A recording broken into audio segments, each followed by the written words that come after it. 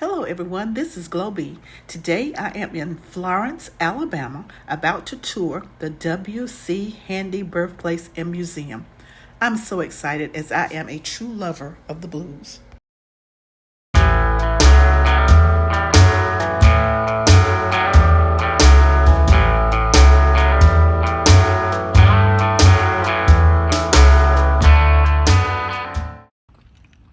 So I am in front of the William Christopher Handy Home Museum and Library.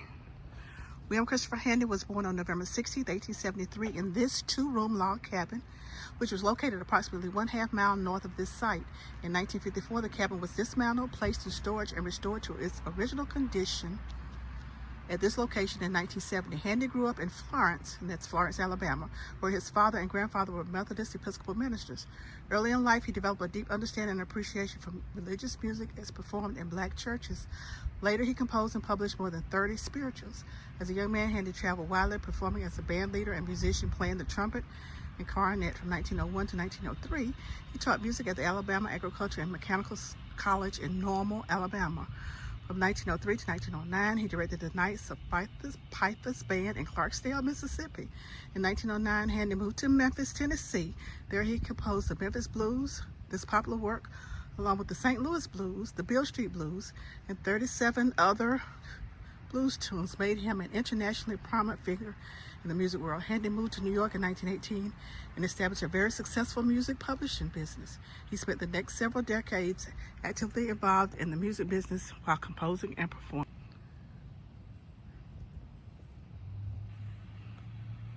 Handy had a deep appreciation of his own race, its heritage, and accomplishments. He wrote, edited, and published 5 books on this subject, including his own autobiography entitled The Father of the Blues. Florence, Alabama was always home to Handy, and he often returned to visit relatives and friends. In the summer of 1931, during a visit to Florence, he planned and conducted an elaborate concert.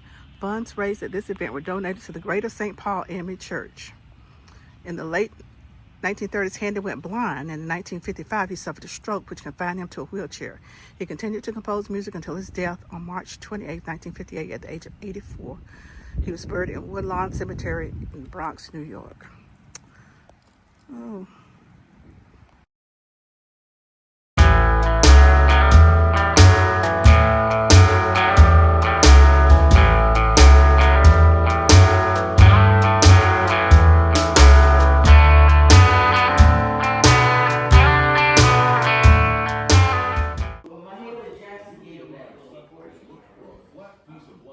So this is W.C. Handy's home. It was only 2 rooms, and this is the kitchen.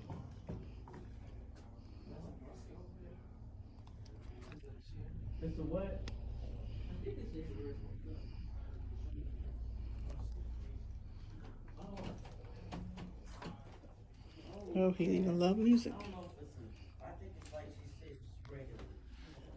And this is the second room. You know, but I figured some dusting would help. Right. Cause see, that's the way they would make their butter Yeah, over there. Churn butter. So they would cook over the fireplace. yeah.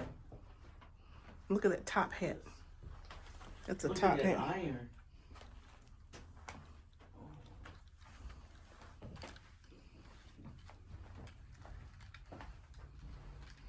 And this is where you would wash up. And that's a, you know what that is? A pea pot. A pea pot. And here's an even older churn. Look at that churn. And this is how we used to get our hair done. Oh my goodness.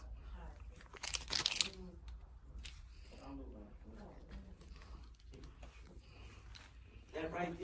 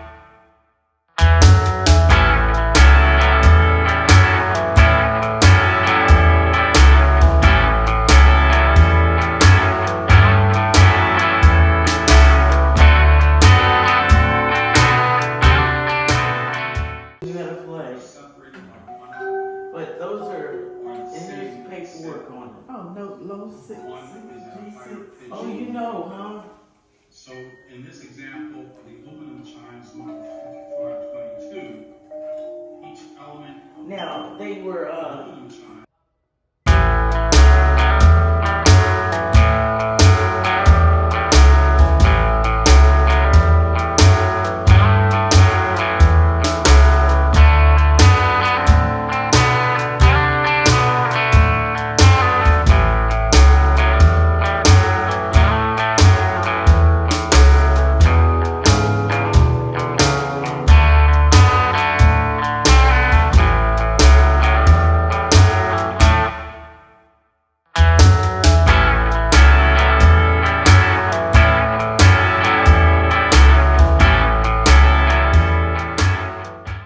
This is the St. Paul AME Church where W.C. Handy's father was a pastor. It's still standing.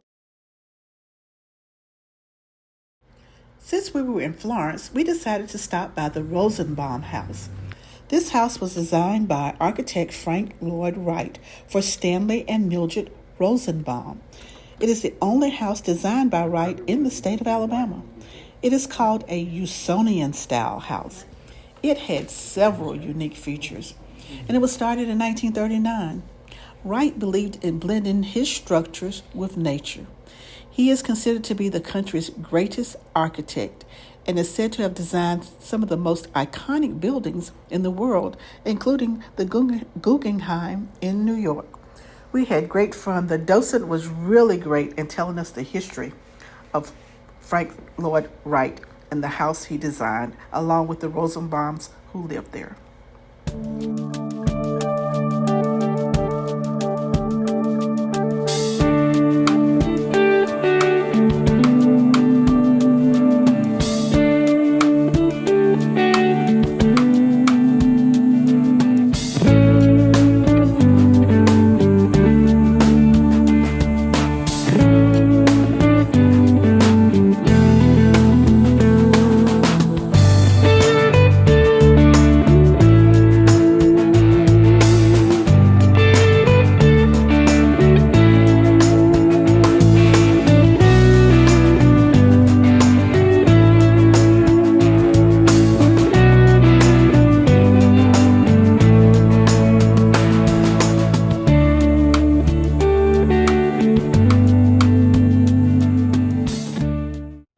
We got a bonus when the docent at the Frank Lloyd House gave us a short, fun fact about this house across the street from the Rosenbaum house. It is a house that was ordered through the old Sears and Roebuck's catalog. Back in the day, you could order anything from Sears, including a house. The parts would be shipped to you by train with numbered instructions on how to construct the house. This one is beautiful and still standing. Thanks for coming along with me today. I enjoyed having you, and I hope to pick you up on the next drive.